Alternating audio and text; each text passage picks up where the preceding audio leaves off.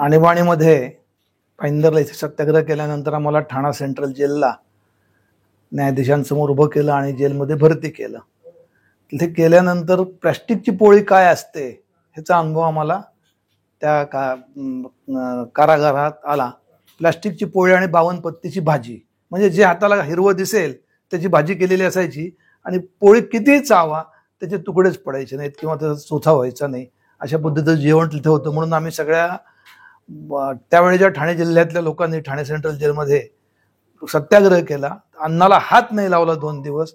मग त्यांनी डॉक्टर वगैरे आणले आणि त्यांनी चौकशी केली. म्हटलं तुम्ही खाऊन दाखवा, आपण सगळे सहभोजन करूयात. आणि मग त्यांनी ते सहभोजन केलं.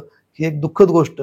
तसंच त्या काळात जी संक्रांत आली तर संघाच्या योजनेतून सगळ्यांना सांगितलं गेलं की जिथे जेवढे म्हणून इथे स्वयंसेवक आहेत त्यांना सगळ्यांना गुळाच्या पोळ्या मिळाल्या पाहिजेत.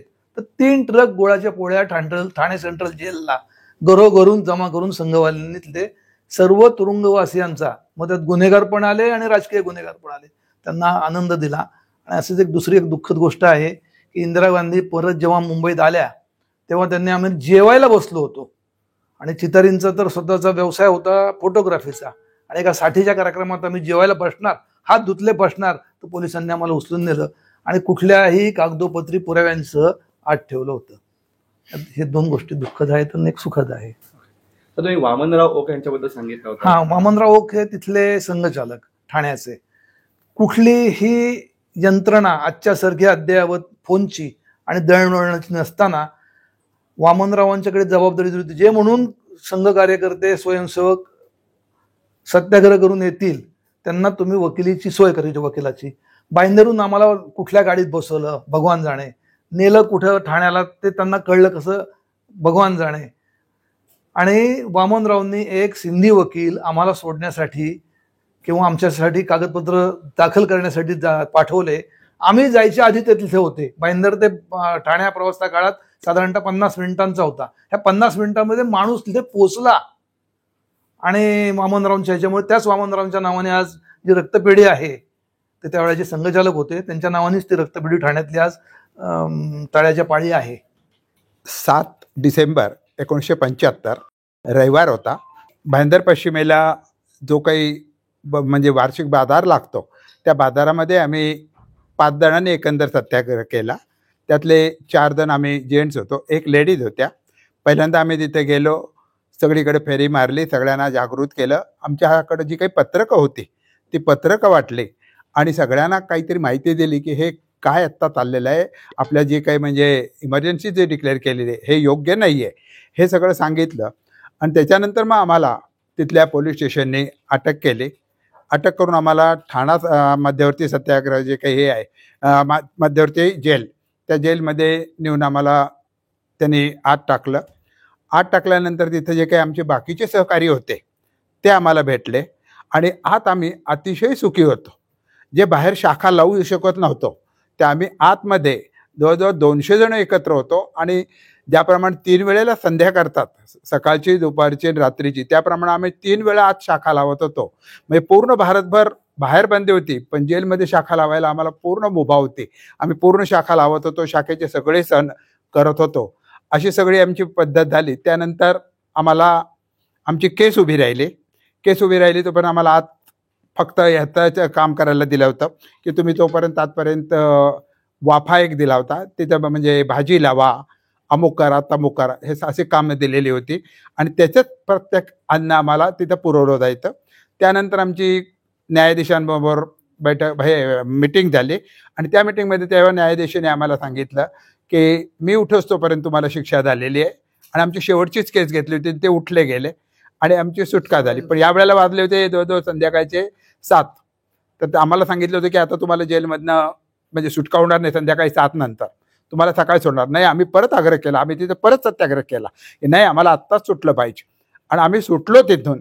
आणि सुटल्यानंतर बाहेर आल्यानंतर असं झालं की एक गृहस्थ ठाण्यामधले आले होते, कोणते अजून मला आठवत पण नाही, पण त्यांनी आमचे पाय धरले की तुम्ही आमचे फार मोठी माणसात, कृपा करून माझ्या घरी चला. आम्ही म्हटलं कशासाठी? तर नाही म्हणे माझ्या मुलीचं आत्ताच लग्न झालेलं आहे तर तुम्ही माझ्या घरी चला. म्हणून आम्ही त्यांच्या मग सगळेजण घरी गेलो आणि घरी गेल्यानंतर त्यांनी आमच्यासमोर आम्हाला 5 जणांना बसवलं आणि लाडू, चिवडा, करंजे हे सगळे जे काही पदार्थ जे काही होते ते समोर ठेवले. आम्ही जवळजवळ 3 महिने जेलमध्ये होतो. 3 महिने आम्हाला ती सगळी ती जेलची रोटी खायला लागली होती. आम्हाला असं झालं होतं की हे बघायलाही पदार्थ मिळाले नव्हते. ते पदार्थ आम्हाला सगळे समोर दिसल्यावर असं झालं होतं की हे केव्हा खाऊ आणि केव्हा नाही असं सगळ्यांची भावना झाली होती. पण खाता येत नव्हते, संकोच बाळगत होतो. आम्ही देवाची प्रार्थना करत होतो की काहीतरी यातनं मार्ग काढ, आणि देव आम्हाला खरंच पावला. देवानं 1-2 मिनिटासाठी लाईट घालवली. कशी घालवली, कोणी घालवली आम्हाला माहीत नाही. 2 मिनिटासाठी लाईट गेली आणि आम्ही जे काही 5 जण होतो ते असे तुटून पडलो होतो. 2 मिनिटांना लाईट आली. ज्या वेळेला बघितलं तर त्या ताटामध्ये एक लाडू नव्हता, एक करंजी नव्हती, एक चकली नव्हती, काहीही नव्हतं.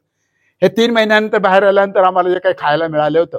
पण ते गृहस्थ पण असे होते, त्यांनी परत भरून आणले. त्यांनी ओळखलं की हे सगळे माझ्या बांधवांनीच खाल्लेलं, हे दुसऱ्या कोणी खाल्लं नाही आणि यांना मी देव मानतो, ह्यांना मी मुद्दा म्हणून आणलेलं आहे. तर त्यांनी परत ताटं भरून आणली आणि आमच्यासमोर ठेवली आणि म्हणे मला फार आनंद झाला, जे देवाने नाही खाल्लं ते तुम्ही खाल्लेलं आहे, आमचे देव तुम्हीच आहात, अशी जी प्रतिक्रिया मिळाली. त्यावेळेला आम्हाला वाटलं की आम्ही जो काही हा सत्याग्रह केला हा देशासाठी, इथल्या माणसांसाठी हे केला, याचं थोडंसं आम्हाला निश्चित त्यावेळेला आढळलं. आणि नंतर मग घरी आल्यानंतर आमच्या घरच्यांनी सगळ्यांनी सत्कार केला. असा त्यावेळेला आमची वय होतं 20. त्यावेळेला मी, उदय चितारी, नंतर शिरीष जोशी, प्रमोद जोशी, हा समोर आहे तो अजित जोशी आणि शोभा थेटे, असे आम्ही 5 जणांनी केलेलो सत्याग्रह केलेला. त्यातले आत्ता 3 जण आम्ही आहोत, 2 जण ऑफ झालेले आहेत. पण त्यावेळेला आमच्या मनाने जे काही घेतलं होतं ते आम्ही पुरं केलं आणि त्याचा आम्हाला खूप खूप अभिमान वाटतो. कधीही आम्हाला असं वाटलं नाही की आम्ही हे चुकलो, आमच्याकडनं हे चुकीचं झालं, असं कधीही वाटलं नाही. आम्हाला आजपर्यंतही तो अभिमान वाटतो. ही जी काही इमर्जन्सी डिक्लेअर केली हे बरोबर 25 जून 1975ला त्यावेळच्या ज्या पंतप्रधान होत्या श्रीमती इंदिरा गांधी यांनी डिक्लेअर केली. आणि त्यांना हा संपूर्ण दोष दिला जातो की संपूर्ण त्यांना म्हणजे हे केलं गेलं की त्यांच्यामुळं असं झालं जातं. पण मी त्यांना दोष देणार नाही, तर मी त्यांचे आभार मानणार आहे. तर सगळ्यांनाच आश्चर्य वाटेल की तू म्हणजे संघाचा एक स्वयंसेवक असून तू जेलमध्ये जाऊन त्यांचे आभार का मानतो. तर त्याची 2 कारणं आहेत. एक कारण की जे आपले भगवान श्रीकृष्णाचा जन्म ज्या जेलमध्ये झाला होता तो जेल बघायला आम्हाला इंदिरा गांधींमुळे मिळाला. भले मथुरेचा नसेल जेल जिथं आमचा श्रीकृष्ण जन्म, पण बाकीचा तरी जेल आम्हाला त्या इंदिरा गांधींनी जेलमध्ये टाकल्यामुळे जेल कसा असतो, आमचा देव कुठं जन्माला हे बघायला मिळालं. आणि कारण 2 की इंदिरा गांधींनी एवढी त्यावेळेला दमनशाही केली होती, हुकुमशाही केली होती की त्यामुळं सगळे पक्ष जे समाजवादी आणि जे जनसंघ हे कधी एकमेकाशी येणार नाहीत, पण ते एकत्र आले आणि त्यांची मिळून एक जनता पार्टी झाली.